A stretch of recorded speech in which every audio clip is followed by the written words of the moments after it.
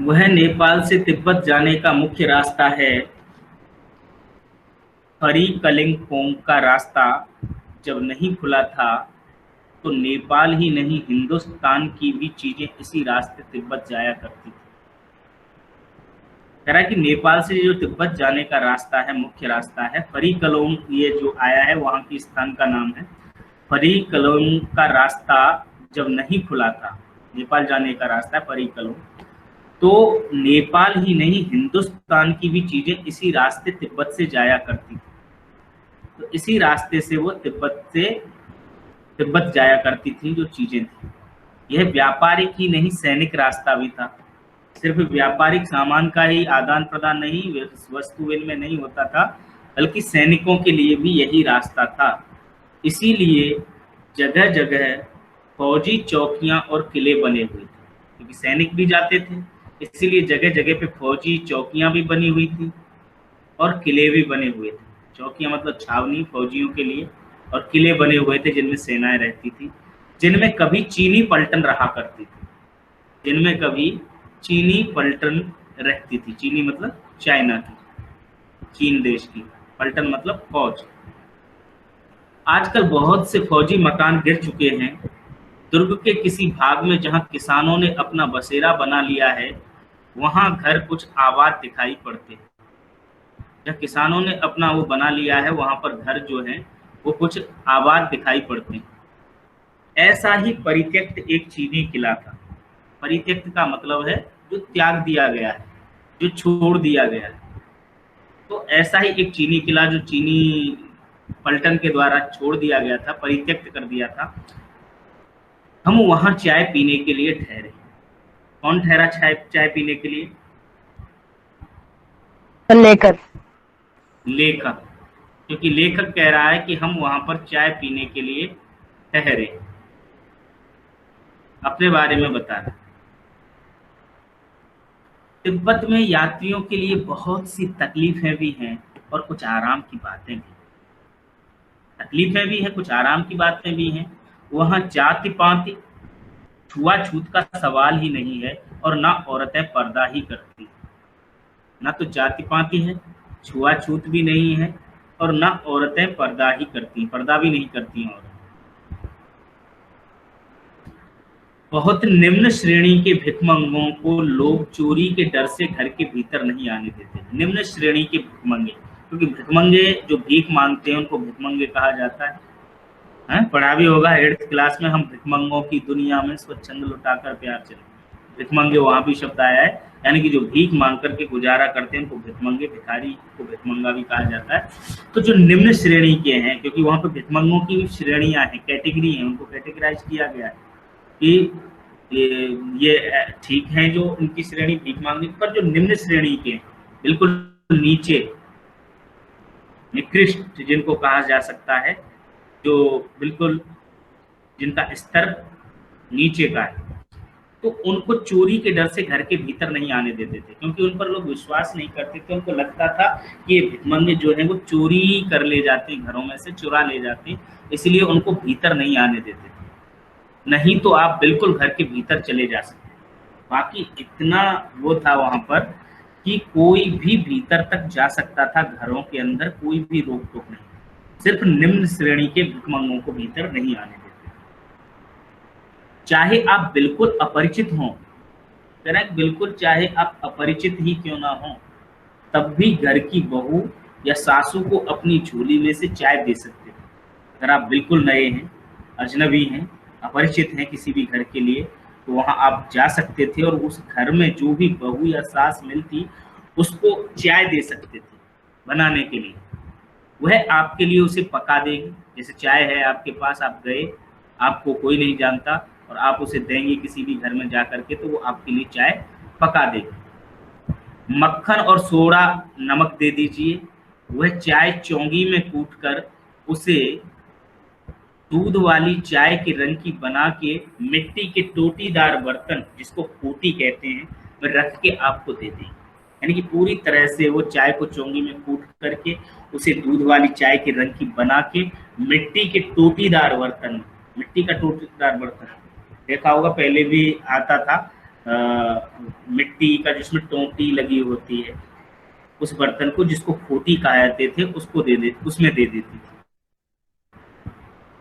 यदि बैठक की जगह चूल्हे से दूर है और आपको डर है कि सारा मक्खन आपकी चाय में नहीं पड़ेगा, तो आप खुद जाकर चोंगी में चाय मथ कर ला सकते थे। इतनी भी छूट थी कि मान लो आपने चाय दी और मक्खन दिया और आपको ये लग रहा है कि पता नहीं ये मक्खन कहीं रख तो नहीं लेंगी, मेरा मक्खन जो है वो चाय में डालेंगी कि नहीं डालेंगी, तो आप खुद भी जाकर के चोंगी में चाय मथ करके ला सकते थे। इतनी छूट थी। इस तरह का वहाँ का समाज था।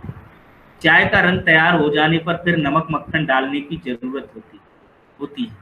तो अब उनका तरीका है। चाय में मक्खन तुमने तो नहीं देखा होगा, हमने भी नहीं देखा कि चाय में मक्खन भी डाला जाता है, पर वो कह रहे हैं कि चाय का रंग जब तैयार हो जाने पर फिर नमक और मक्खन डालने की जरूरत होती है। वो उस तरह से चाय बनाते हैं, पीते हैं। परित्यक्त चीनी किले से जब हम चलने लगे, तो अब वो बता रहा है आगे की कहानी, क्योंकि वो रुके थे वहां पर उस चीनी किले में जो सेना के द्वारा छोड़ दिया गया था, परित्यक्त था। पर अब वो वहां से चलने लगे तो एक आदमी राहदारी मांगने आया। राहदारी मतलब जो राह जिसने बताई होगी, लेकर के आया होगा साथ में, तो वो उसके पैसे मांगने आया। हमने वह दोनों चिटें उसे दे दी। शायद उसी दिन हम थोंगला के पहले के आखिरी गांव में पहुंचे। थोंगला भी जगह का नाम है, और वहां के आखिरी गांव में पहुंच गए। यहाँ भी सुमति के जान पहचान के आदमी थे। कह रहा यहाँ सुमति जो है वो उसके साथ है, उसका मित्र है जो यात्रा पर है। जान पहचान के आदमी थे, और मुझे लग रहा है सुमति जो है वो यहाँ पर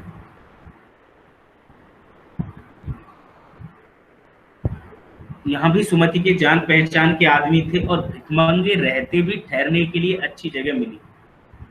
और भिखमंगे रहते भी ठहरने के लिए अच्छी जगह मिल गई, क्योंकि जान पहचान के आदमी थे और भिखमंगे का रूप वो धारण करके गए थे, वरना भिखमंगों के लिए इतनी अच्छी जगह नहीं मिलती थी। 5 साल बाद हम इसी रास्ते लौटे थे, और भिखमंगे नहीं, एक भद्र यात्री के वेश में घोड़ों पर सवार होकर के आए। कह रहे हैं कि 5 साल बाद जब हम इस रास्ते से लौटे के रूप में नहीं आए, एक भद्र यात्री के वेश में, एक जेंटलमैन, एक अच्छा जो सज्जन पुरुष जो होता है, भद्र यात्री के वेश में घोड़ों पर सवार होकर के आए थे। किंतु उस वक्त किसी ने हमें रहने के लिए जगह नहीं दी, और हम गांव के एक सबसे गरीब झोंपड़े में ठहरे थे। बहुत कुछ लोगों की उस वक्त की मनोवृत्ति पर ही निर्भर है, खासकर शाम के वक्त छंद पीकर बहुत कम होश हवास को दुरुस्त रखते।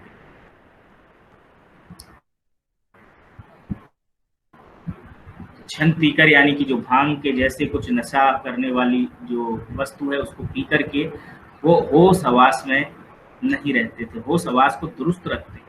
शाम कुछ वक्त छंद पीकर बहुत कम होश हवास को दुरुस्त रखते हैं। दुरुस्त का मतलब है कि अपने होश हवास में नहीं रह पाते। बहुत कम ही लोग होते हैं जो अपने आप को होश हवास में रख पाते हैं छंद पीने के बाद।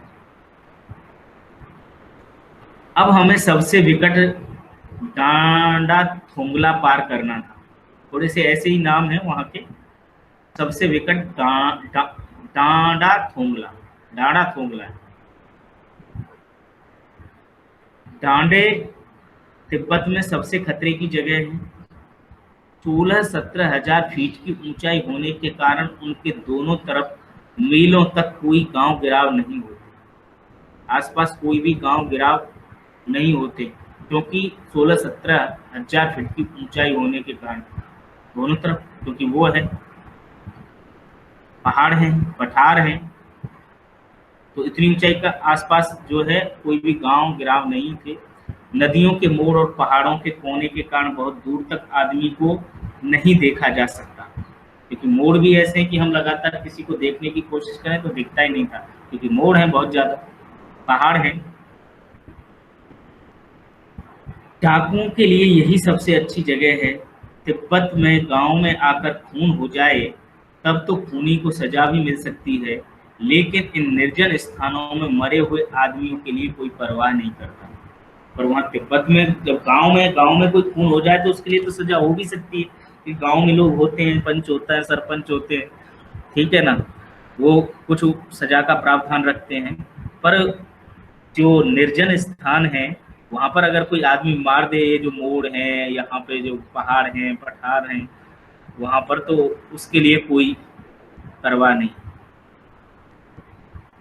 सरकार खुफिया विभाग और पुलिस पर उतना खर्च नहीं करती।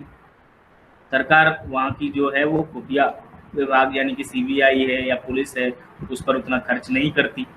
और वहाँ गवाह भी तो कोई नहीं मिल सकता, और कोई गवाह भी नहीं होता वहाँ पे कि कोई गवाही दे दे। डकैत पहले आदमी को मार डालते हैं, उसके बाद देखते हैं कि कुछ पैसा है कि नहीं। पहले मारते हैं, भले ही उसके पास 2 रुपये हो, 5 रुपये हो या 10 रुपये मिले, बाद में चेक करते हैं क्या है। तो पहले तो मारते हैं, बाद में देखते हैं कि क्या है, कितना पैसा है, क्या है। हथियार का कानून ना रहने के कारण यहाँ लाठी की तरह लोग पिस्तौल बंदूक लिए फिरते हैं। हथियार का कोई कानून नहीं है, यानी कि कोई पाबंदी नहीं है, वहाँ लोग लाठी की तरह पिस्तौल और बंदूक लिए फिरते हैं। डाकू यदि जान से ना मारे तो खुद उसे अपने प्राणों का खतरा है। तो डाकू अगर कोई हो, उसको ना मारे तो खुद उसे लगे कि मुझे ही मार देगा, क्योंकि हर कोई पिस्तौल और बंदूक लेकर के घूमता है। गांव में हमें मालूम हुआ कि पिछले ही साल थोंगला के पास खून हो गया। थोंगला जो स्थान है वहाँ किसी का खून हो गया था। शायद खून की हम उतनी परवाह नहीं करते, क्योंकि हम भिखमंगे थे, और जहाँ कहीं वैसी सूरत देखते टोपी उतार जीभ निकाल कुची कुची दया दया 1 पैसा, कुची कुची 1 पैसा कहते भीख मांगने लगते। क्योंकि भिखमंगों का यही तरीका था वहाँ पर। वो कहते थे कि जैसे भी किसी को देखते थे तो वैसी सूरत बना लेते थे और टोपी उतार करके जीभ निकाल कहते कुची कुची 1 पैसा कहते और भीख मांगने लगते। लेकिन पहाड़ की ऊंची चढ़ाई थी, पीठ पर सामान लाद कर कैसे चलते, और अगला पड़ाव 16-17 मील से कम नहीं। अरे क्योंकि पहाड़ की ऊंचाई थी, कैसे चढ़े, पीठ पर सामान था। और अगला जो पड़ाव था, पड़ाव कहते हैं जहाँ पर हमें रुकना होता है, जहाँ हम विश्राम करते हैं, वो 16-17 मील से कम नहीं। 16-17 मील का मतलब है लगभग 24-25 किलोमीटर, क्योंकि जो 1 मील होता है उसमें लगभग 1.5 किलोमीटर होता है, 1600 मीटर होते हैं, ठीक है ना। तो लगभग 24-25 किलोमीटर वो बता रहा है कि अगला पड़ाव था, इतना चलना था। मैंने सुमति से कहा, यहाँ से लंगकोर तक के लिए 2 घोड़े कर लो, सामान भी रख लेंगे और चढ़ लेंगे। कह रहे हैं कि 2 घोड़े कर लो और यहाँ पर हम सामान भी रख लेंगे उनके ऊपर और चढ़ भी लेंगे। इस तरह से वो बात कर रहे हैं। दूसरे दिन हम घोड़ों पर सवार होकर ऊपर की ओर चले। यहाँ तक का पता है। जो लेखक राहुल सांकृत्यायन है और उसके साथ में जो सुमति है, वो दोनों यात्रा कर रहे हैं। तो वो अपनी यात्रा के बारे में बता रहे हैं कि दूसरे दिन हम घोड़ों पर सवार होकर ऊपर की ओर चले। डांडे से पहले एक जगह चाय पी और दोपहर के वक्त डांडे के ऊपर जा पहुंचे। दोपहर के वक्त चाय पी एक जगह और वो ऊपर जा पहुंचे। हम समुद्र तल से 17-18 हजार फीट ऊंचे खड़े थे। जो समुद्र तल से ऊंचाई होती है उससे वो 17-18 हजार फीट ऊपर थे। हमारी दक्षिण तरफ, दक्षिण मतलब दक्षिण तरफ, पूरब से पश्चिम की ओर हिमालय के हजारों श्वेत शिखर चले गए थे।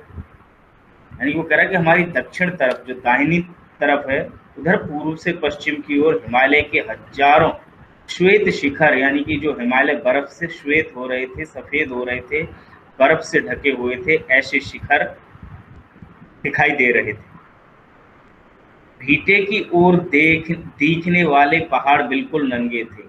भीटा मतलब ऊंचाई, कहते पहाड़ी चोटी। तो उस पहाड़ी की तरफ देखते हुए, ऊंचे टीले की तरफ देखते हुए, भीटा मतलब टीला कह सकते हैं, तो भीटे की ओर देखने वाले पहाड़ बिल्कुल नंगे थे। दिखने वाले जो ऊंचाई की तरफ दिख रहे थे, टीले की तरफ पहाड़ दिख रहे थे, वो बिल्कुल नंगे थे। नंगे मतलब ना वहाँ बर्फ की सफेदी थी, न किसी तरह की हरियाली। क्योंकि अक्सर पहाड़ों पर क्या होता है, तो पेड़ पौधे दिखाई देते हैं या जहाँ पर बर्फ गिरती है वहाँ पर बर्फ दिखाई देती है, पर वो बिल्कुल नंगे थे, यानी कुछ नहीं दिखाई दे रहा है, वहाँ पे बर्फ नहीं है, सफेदी नहीं है, किसी तरह की हरियाली नहीं।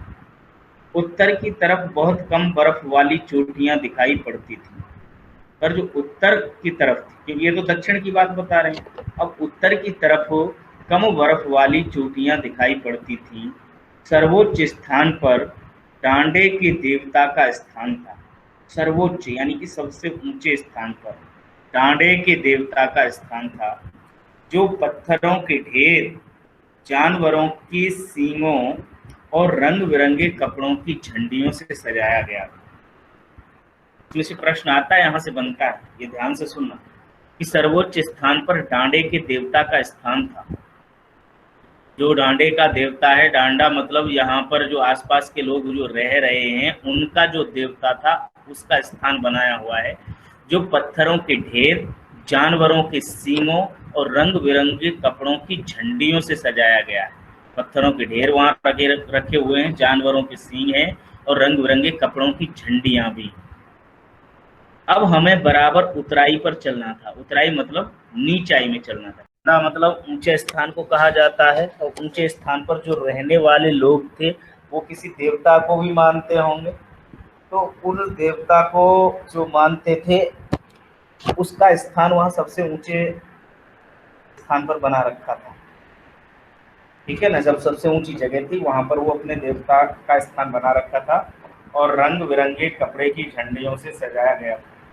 जो रंग बिरंगे कपड़ों की झंडियों से भी सजाया गया था, और वहां पर पत्थरों के ढेर भी पड़े थे, जानवरों के सींग भी थे।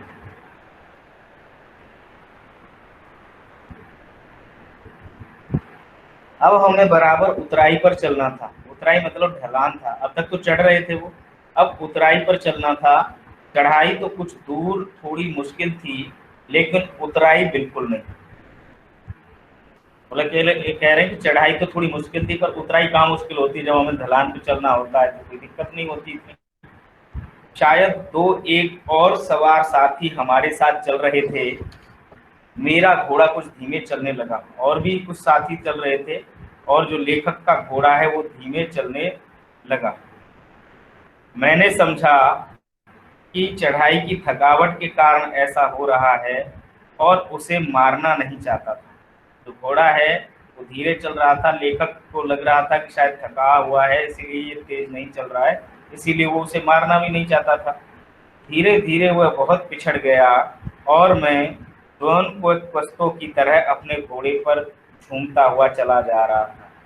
डॉन क्विक्सो ये एक स्पेनिश उपन्यासकार है, था स्पेन का उपन्यासकार जो नॉवेल लिखते हैं, तो उसका नाम है, क्योंकि वो भी अपने घोड़े पर इसी तरह से मस्त होकर के चलता था, तो उसको वही याद आ रहा है लेखक को। वो कह रहा है कि मैं डॉन क्विक्सो की तरह अपने घोड़े पर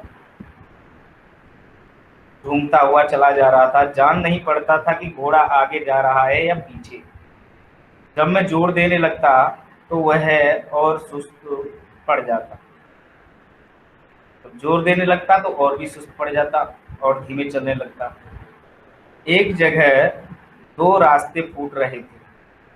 एक जगह दो रास्ते फूट रहे थे। दो रास्ते फूटने का मतलब है जहाँ से दो रास्ते जा रहे थे।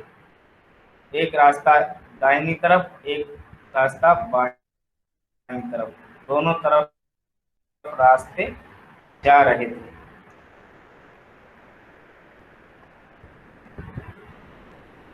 जान नहीं पड़ तो अब समझ में नहीं आता जहाँ पे दो रास्ते हैं कि इस रास्ते पे जाना है कि हमें उस रास्ते पे जाना है। मैं तो लेखक ने बायां रास्ता ले लिया। वो कह रहा है मैं बाएं रास्ता ले मील 1.5 मील चला गया, यानी कि लगभग 2 किलोमीटर वो चला गया। आगे एक घर में पूछने से पता लगा कि लंकोर का रास्ता दाहिने वाला था। लंकोर का रास्ता दाहिने वाला था। वहां जाके पता चला एक गांव में 1-1.5 मील चले जाने के बाद किसी ने कहा कि भाई तुम तो गलत रास्ते पे आगे, दूसरे रास्ते पे जाना है। फिर लौटकर उसी को पकड़ा। 4-5 बजे के करीब मैं गांव से मील भर पर था। मतलब 4-5 बजे के आसपास वो गांव से मील भर पर था, तो सुमति इंतजार करते हुए मिले। सुमति तो पहले पहुंच गया था क्योंकि उसका घोड़ा तेज चल रहा था और वो सीधे रास्ते पे गया था, उसे पता था, इसीलिए वो वहां पहले से पहुंचा हुआ था। मंगोलों का मुंह वैसे ही लाल होता है, और अब तो वह पूरे गुस्से में था। कह रहा मंगोलों का जो मुंह है एक तो वैसे ही लाल होता है, और वह गुस्से में था तो और तमतमा रहा था, उसका मुंह पूरा लाल हो रहा था। उन्होंने कहा, मैंने 2 टोकरी कंडे फूंक डाले, 3-3 बार चाय को गर्म किया। वो बता रहा है कि मैं यहाँ बैठे बैठे 2 टोकरी कंडे फूंक चुका हूँ। कंडे मतलब उपले जो बनाते हैं गोबर से। मैंने बहुत नरमी से जवाब दिया, लेकिन मेरा कसूर नहीं है मित्र, देख नहीं रहे हो कैसा घोड़ा मुझे मिला। मैं तो रात तक पहुंचने की उम्मीद रखता था। खैर, सुमति को जितनी जल्दी गुस्सा आता था उतनी ही जल्दी वह ठंडा भी हो जाता था। यानी जितना जल्दी गुस्सा आता था उतना वह ठंडा भी हो जाता। लंकोर में वह एक अच्छी जगह पर ठहरे थे। यहाँ भी उनके अच्छे यजमान थे। यजमान, वैसे यजमान कहते हैं यज्ञ कराने वाले को कहते हैं, ठीक है ना। अब यहाँ पर क्या है कि यजमान का मतलब होता है कि जो अ, उनको उससे काम करवाता है, जान पहचान वाले हैं, वो अच्छे थे यहाँ पर, यानी कि जिनके लिए वो काम करता रहता, जैसे यज्ञ करता रहते हैं, ठीक है ना। तो वैसे ही यहाँ पर भी उनके यजमान थे।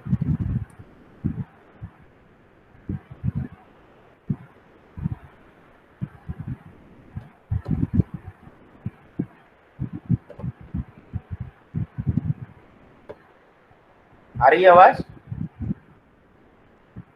Yes sir. Yes sir. Yes sir.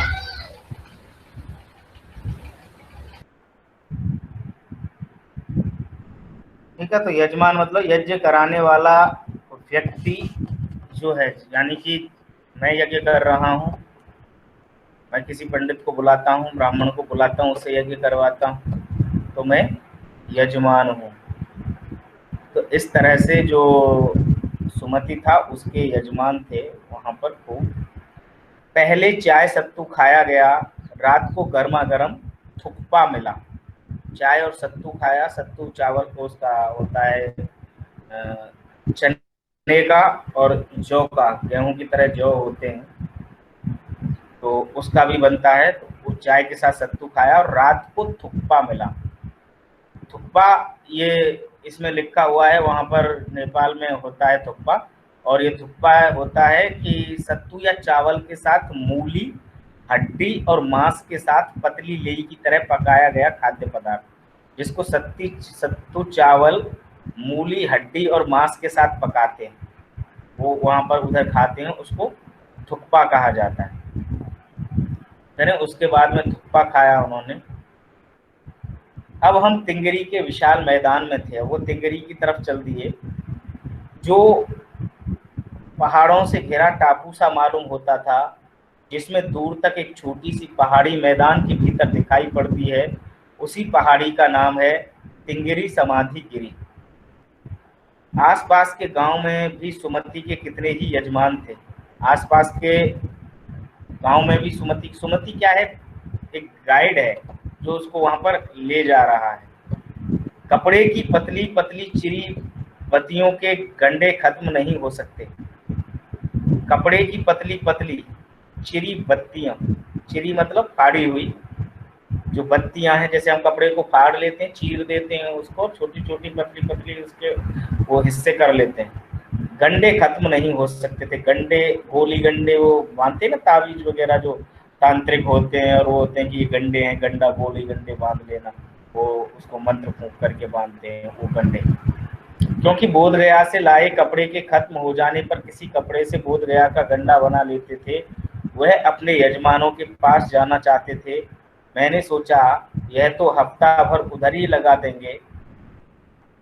मैंने उनसे कहा कि जिस गांव में ठहरना हो उसमें भले ही गंडे बांट दो, मगर आसपास के गांव में मत जाओ। कह रहा लेखक कि जिस गांव में ठहरना हो वहां भले ही बांट दो, पर आसपास के गांव में मत जाओ। इसके लिए मैं तुम्हें लहासा पहुंचकर रुपए दे दूंगा। सुमति ने स्वीकार किया। दूसरे दिन हमने भरिया ढूंढने की कोशिश की, लेकिन कोई ना मिला। भरिया मतलब भरने वाला। तो उसको ढूंढने की कोशिश की पर कोई मिला ही नहीं। सवेरे ही चल दिए होते तो अच्छा था, लेकिन अब 10-11 बजे की तेज धूप में चलना पड़ रहा था। तिब्बत की धूप भी बहुत कड़ी मालूम होती है। यद्यपि थोड़े से भी मोटे कपड़े से सिर को ढांक लें तो गर्मी खत्म हो जाती है। आप 2 बजे सूरज की ओर मुंह करके चल रहे हैं। ललाट धूप से जल रहा है। ललाट मतलब माथा, जो माथा है हमारा वो धूप से जल रहा है। और पीछे का कंधा बर्फ हो रहा है। और पीछे का जो कंधा है वो बर्फ हो रहा है, यानी कि ठंडा हो गया, पसीना आ गया गर्मी से, इसीलिए वो ठंडा हो गया है। फिर हमने पीठ पर अपनी अपनी चीजें लादी, डंडा हाथ में लिया और चल पड़े। यद्यपि सुमति के परिचित तिंगरी में भी थे, जो सुमति के परिचित थे जानने वाले वो तिंगरी में भी थे, लेकिन वह एक और यजमान से मिलना चाहते थे। लेकिन और भी किसी यजमान से वो मिलना चाहते थे जो सुमति थे। इसलिए आदमी मिलने का बहाना कर शेखर विहार की ओर चलने के लिए कहा। तिब्बत की जमीन बहुत अधिक छोटे छोटे जागीरदारों में बटी है।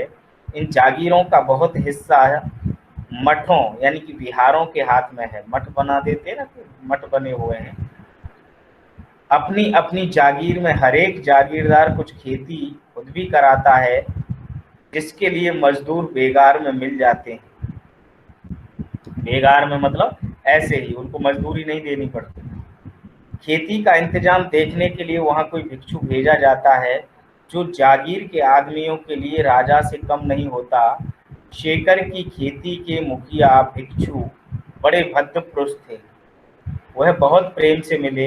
हालांकि उस वक्त मेरा वेश ऐसा नहीं था। उन्हें कुछ भी ख्याल करना चाहिए था। यहाँ एक अच्छा मंदिर था, जिसमें कंजुर यानी कि बुद्ध वचन अनुवाद की हस्तलिखित 103 पोथियां रखी हुई। इनको कंजुर कहा जाता है। एक मंदिर था जिसमें बुद्ध वचन यानी कि बुद्ध भगवान बुद्ध जो है उनके वचन जो थे उनका अनुवाद रखा हुआ था, जिनको कंजूर नाम दिया गया है। और वो कैसा था, हस्तलिखित, हाथ से लिखी हुई, पांडुलिपि जिसको बोलते हैं, टाइप नहीं, किताब की तरह नहीं, हस्तलिखित थी 103 पोथियां। मेरा आसन भी वहीं लगा। वह बड़े मोटे कागज पर अच्छे अक्षरों में लिखी हुई थी। एक एक पोथी 15-15 शेर से कम नहीं रही हो। करें, एक एक पोथी जो थी वो 15-15 शेर, शेर मतलब किलो, 15-15 किलो से कम नहीं थी। इतनी मोटी पोथी थी। 103 पोथियां थी और एक पोथी 15-15 किलो से कम नहीं थी। सुमति ने फिर आसपास अपने यजमानों के पास जाने के बारे में पूछा। सुमति ने फिर पूछा कि मेरे आसपास यहाँ भी यजमान रहते, मैं चला जाऊं। मैं अब पुस्तकों के भीतर था, यानी कि वो पुस्तक पढ़ने में रम गया लेखक, इसलिए मैंने उन्हें जाने के लिए कह दिया। दूसरे दिन वह गए। मैंने समझा था 2-3 दिन लगेंगे, लेकिन वह उसी दिन दोपहर बाद चले आए। तिंगरी गांव में वहां से बहुत दूर नहीं था। वो चले आए वहां से, और तिंगरी गांव वहां से बहुत दूर नहीं था। हमने अपना अपना सामान पीठ पर उठाया और भिक्षु नमसे से विदाई लेकर के